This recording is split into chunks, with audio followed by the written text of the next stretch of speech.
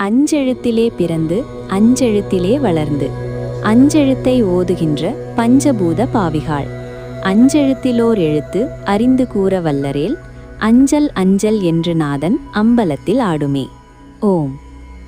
இந்த பாடல் அஞ்செழுத்து மந்திரமான நமசிவாய என்பதின் ஆழமான தத்துவத்தை எடுத்துரைக்கிறது.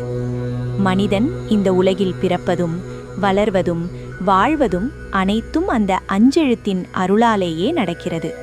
பஞ்சபூதங்களால் மண், நீர், தீ, காற்று, ஆகாயமான இந்த உடலில் வாழும் உயிர்கள் அந்த அஞ்செழுத்தை ஜபித்து தங்களை தூய்மைப்படுத்துகின்றனர்.